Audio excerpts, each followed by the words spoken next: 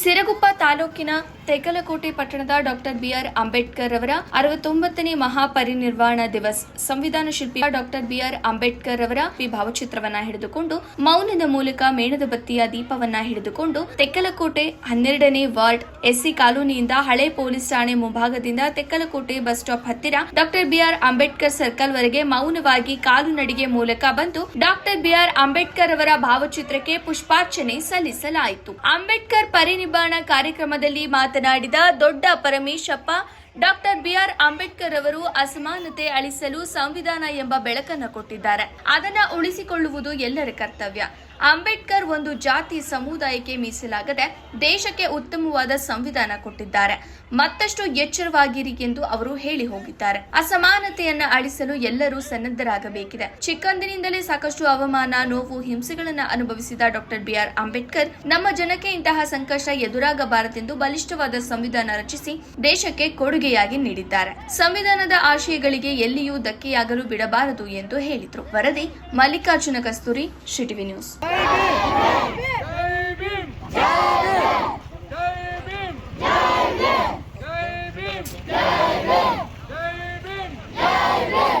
ಭಾರತದ ಸಂವಿಧಾನ ಶಿಲ್ಪಿ, ದಲಿತರ ಸೂರ್ಯ, ಮಹಾಚೇತನ ಡಾಕ್ಟರ್ ಬಿಆರ್ ಅಂಬೇಡ್ಕರ್ ಅವರ ಇಂದು ಪರಿನಿರ್ವಾಣ ದಿನ. ಅವರ ಆದರ್ಶ ತತ್ವಗಳನ್ನು ಶಿಕ್ಷಣದ ಮೂಲಕವೇ ನಾವು ಅರ್ಥ ಮಾಡಿಕೊಳ್ಳುವಂಥ ವಿಚಾರವಾಗಿದೆ. ಅವ್ರು ಹೇಳಿದ್ದು ಶಿಕ್ಷಣ, ಸಂಘಟನೆ ಮತ್ತು ಹೋರಾಟದಿಂದ ಮಾತ್ರ ಎಲ್ಲ ಜಾತಿ ಜನಾಂಗದವರು ಇರ್ತಕ್ಕಂಥ ಬಡಜನಗಳು ಅವರ ಶ್ರೇಯಾಭಿವೃದ್ಧಿ ಆಗಲಿಕ್ಕೆ ಸಾಧ್ಯ ಅಂತ ಅವ್ರು ಹೇಳಿದರು. ಹುಟ್ಟು ಬರ್ತನವಿದ್ದರೂ ಸಾವು ಮಾತ್ರ ಚರಿತ್ರೆಯಾಗಿರ್ಬೇಕಂತ ಅವರು ಹೇಳಿದರು. ಮತ್ತು ನಮ್ಮ ದೇಶದಲ್ಲಿ ಕುಡಿಯಲು ನೀರು ಕೊಡದಂಥ ನಮ್ಮ ದೇಶವನ್ನು ನಮ್ಮ ದೇಶ ಅಂತ ನಾನು ಹೆಂಗೆ ಹೇಳಂತ ಒಂದು ಪಾರ್ಲಿಮೆಂಟಾಗಿ ಮಾತಾಡಿದ್ರು ಅವರು. ಯಾಕಂದರೆ ಅಂಬೇಡ್ಕರ್ ಅವರು ಬಾಲ್ಯ ಜೀವನದಲ್ಲಿ ಅವರು ಪಟ್ಟಿರ್ತಕ್ಕಂಥ ನೋವು ಮತ್ತು ಅವರ ಸಂಕಷ್ಟ, ಅವರ ಬಡತನದಿಂದ ಬೆಂದು ನೊಂದು ಬೆಳೆದಿರ್ತಕ್ಕಂಥ ವ್ಯಕ್ತಿಯಾಗಿದ್ದರು. ಅವರು ಇಡೀ ಪ್ರಪಂಚದಲ್ಲಿ ವಿಶ್ವಮಾನವ ಅಂತ ಗಗನಕ್ಕೆ ಇರತಕ್ಕಂಥ ಹೆಸರು ಅವ್ರು ಮಾಡಿದರು. ನಾವು ಕೂಡ ಪ್ರತಿಯೊಬ್ಬರು ಎಲ್ಲ ಜಾತಿಯ ಜನಾಂಗದವರು ಮಕ್ಕಳನ್ನು ತಪ್ಪದೇ ಶಾಲೆಗೆ ಕಳಿಸಿ ಶಿಕ್ಷಣವಂತರನ್ನಾಗಿ ಮಾಡಿರಿ. ಶಿಕ್ಷಣದಿಂದ ಮಾತ್ರ ನಾವು ಏನಾದರೂ ಸಾಧಿಸಲು ಸಾಧ್ಯ. ಜಗತ್ತನ್ನೇ ಬದಲಾಯಿಸಲು ನೀವು ಬಳಸಬಹುದಾದಂಥ ಒಂದು ಗಂಭೀರವಾದಂಥ ಆಯುಧ ಅಂದರೆ ಶಿಕ್ಷಣ ಅಂತ ಒಂದು ಅಂಬೇಡ್ಕರ್ ಹೇಳಿದರು. ಶಿಕ್ಷಣದ ಬಂದರೆ ಜಗತ್ತನ್ನೇ ಗೆಲ್ಲಬಹುದು.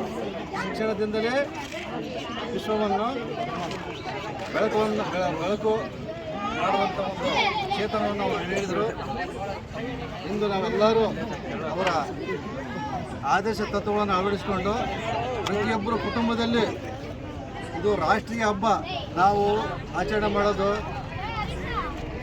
ಹುಲಿಯಮ್ಮ, ಮಾರಿಯಮ್ಮ, ದ್ಯಾವಮ್ಮ ಇಂಥ ಹಬ್ಬಗಳನ್ನು ನಾವು ಭಾರಿ ಗಂಭೀರದಿಂದ ಮತ್ತು ವಿಜೃಂಭಣೆಯಿಂದ ಆಡೋದನ್ನು ಆಚರಣೆ ಮಾಡ್ತಿದ್ದೀವಿ. ಆದರೆ ಇಡೀ ದೇಶದ ಸಂವಿಧಾನವನ್ನು ರಚಿಸಿ ದೇಶದ ಆಡಳಿತ ಯಂತ್ರವನ್ನು ರಚಿಸಿಕೊಟ್ಟಂಥ ಅಂಬೇಡ್ಕರ್ ಅವರ ಈ ಪರಿನಿರ್ವಾಣ ದಿನ ಮತ್ತು ಅವರ ಹುಟ್ಟುಹಬ್ಬ ಇವೆರಡು ರಾಷ್ಟ್ರದಲ್ಲಿ ಪ್ರತಿಯೊಬ್ಬರ ಮನೆಯಲ್ಲಿ ಹಬ್ಬವನ್ನು ಆಚರಣೆ ಮಾಡುವ ಒಂದು ವ್ಯವಸ್ಥೆ ಬರಬೇಕು.